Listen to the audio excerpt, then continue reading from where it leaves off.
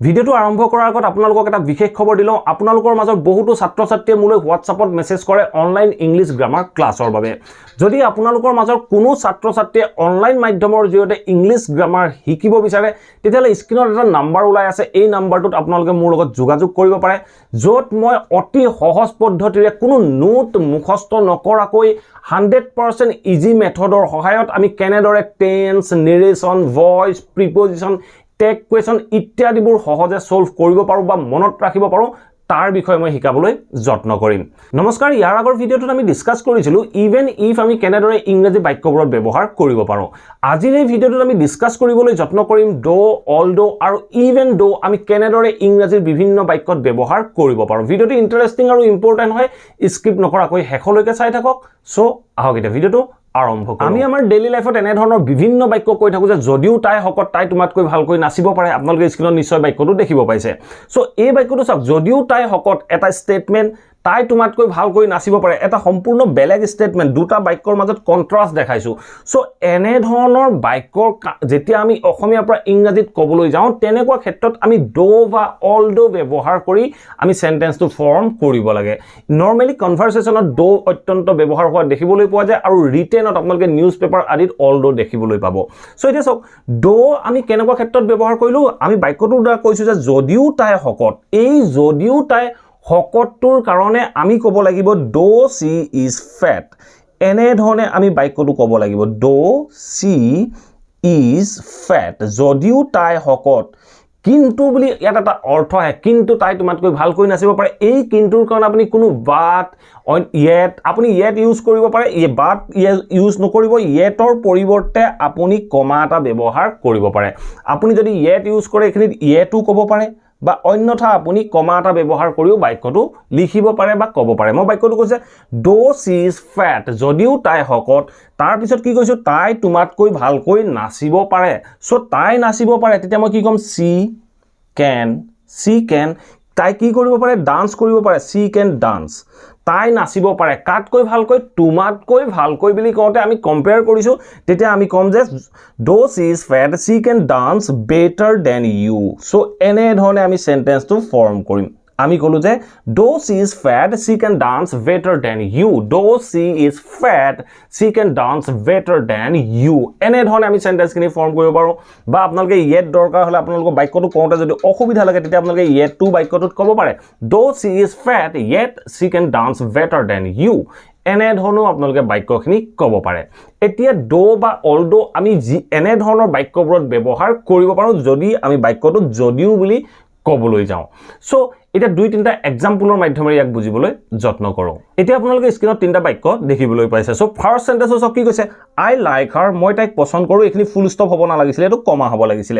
I like her though she makes me angry sometimes এই বাক্যটো চাওক আই লাইক হাৰ মই তাইক পছন্দ কৰো though she makes me angry sometimes যদিও তাই মোক কেতিয়াবা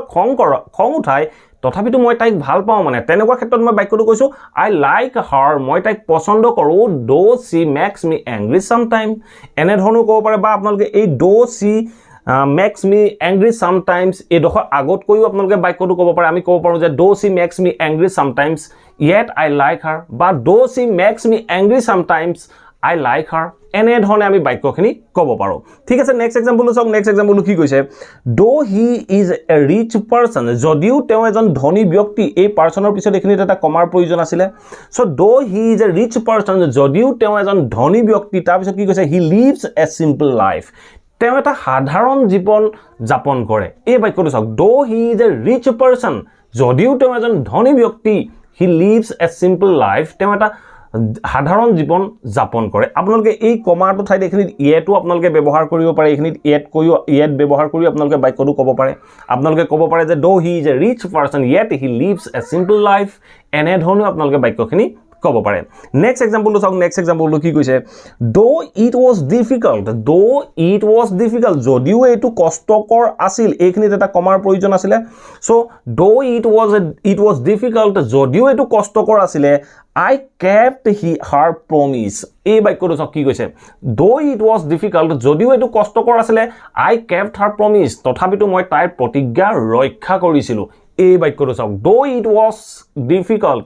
yet I kept her promise yetটো আপোনালোকে ব্যৱহাৰ কৰিব পাৰে বা yet ব্যৱহাৰ নকৰাকেও আপোনালোকে বাক্যখিনি ক'ব পাৰে সো এতিয়া চাও আমি even though আমি কেনেদৰে ব্যৱহাৰ কৰিম আমি এই যিকেইটা বাক্য do ব্যৱহাৰ কৰি কলো এই do ব্যৱহাৰ কৰা বাক্যকেইটাত আমি even though ব্যৱহাৰ কৰিব পাৰো আমি কেনেকুৱা সিচুৱেচনত even though ব্যৱহাৰ কৰিম যেতিয়া আমি এই do ব্যৱহাৰ কৰা বাক্যটোক আমি জোৰ দিবলৈ যাম অলপ emphasize কৰিবলৈ যাম তেনেকুৱা ক্ষেত্ৰত আমি doৰ আগত even টো ব্যৱহাৰ কৰি আমি বাক্যটো ক'ব পাৰো যেতিয়া আমি বাক্যটোত অলপ জোৰ দিবলৈ যাম আমি কেনেদৰে কম আপোনালোকৰ বাবে তিনটা এক্সাম্পল আছে এই এক্সাম্পল কেইটা চাও এতিয়া আপোনালোকে স্ক্ৰিনত তিনটা বাক্য দেখিবলৈ পাইছে সো ফাৰ্স্ট সেন্টেন্সটো কি কৈছে even though he earns lot of money এই বাক্যটো চাওক even though যদিও তেওঁ ঢেৰ টকা পইচা ঘটে আমি বাক্যটোত অলপ এমফেসাইজ কৰিছো যদিও তেওঁ ঢেৰ টকা পইচা ঘটে তাৰ পিছত কি কৈছে চাওক he is a miser মানে বা stingy তেওঁ এজন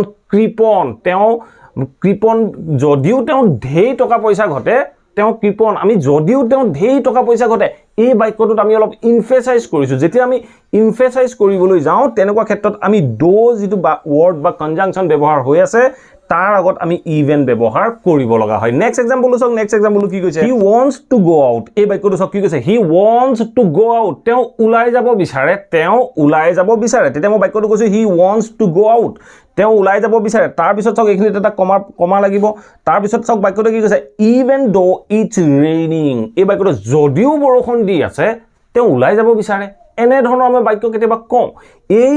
যদিও এতিয়া বৰষুণ দি আছে তেওঁ উলাই যাব বিচাৰে আমি এমফেসাইজ কোন কোনত কৰিলো এই কোনত কৰিলো যদিও বৰষুণ দি আছে তেওঁ উলাই যাব বিচাৰে এনে ধৰণে এমফেসাইজ কৰোতে even though ঠিক আছে লাষ্ট এক্সাম্পলটো চাওক লাষ্ট এক্সাম্পলটো কি কৈছে he went to work অৰ পিছত এখিনি এটা কমাৰ প্ৰয়োজন আছিল he went to work তেওঁ কাম কৰিবলৈ গৈছিল তাৰ পিছত চাওক কি কৈছে he went to work even though he was unwell যদিও তেওঁ ভালে নাছিল যদিও তেওঁ স্বাস্থ্য ভালে নাছিল তথাপিতো তেওঁ কাম কৰিবলৈ গৈছিল যদিও ভালে নাছিল আমি এই বাক্যটোত অলপ এমফেসাইজ কৰিলো এই বাক্যটোত যেতিয়া জোৰ দিবলৈ গলো তেতিয়া আমি কলো even though he was unwell যদিও তেওঁ স্বাস্থ্য ভালে নাছিল he went to work তেওঁ কাম কৰিবলৈ গৈছিল এনে ধৰণে আমি even though বাক্যবোৰত ব্যৱহাৰ কৰিব পাৰো আশা কৰো এই ভিডিওটোৰ পৰা আপোনালোকে নিশ্চয় বুজিব পাৰিলে do although আৰু even though আমি কেনেদৰে বাক্যত ব্যৱহাৰ কৰিব পাৰো যদি ভিডিওটো ভাল পালে প্লিজ ভিডিওটো সকলোৰে মাজত শেয়াৰ কৰি ভিডিওটো লাইক কৰি যাবলৈ নাপাহৰিব আপোনালোকে ভিডিওবোৰ চাই কিন্তু লাইক কৰি নাযায় প্লিজ লাইক কৰক আৰু সকলোৰে মাজত শেয়াৰ কৰক আৰু যদি চেনেলটো সাবস্ক্ৰাইব কৰা নাই সাবস্ক্ৰাইব কৰি লৈ অল নটিফিকেশন অন কৰি ল'ব মই আপোনালোকৰ বাবে এনে ধৰণৰ ইংলিশ লাৰ্নিংৰ ভিডিও ৰেগুলাৰ আপলোড কৰি আছো Thank you for watching this video. Have a nice day.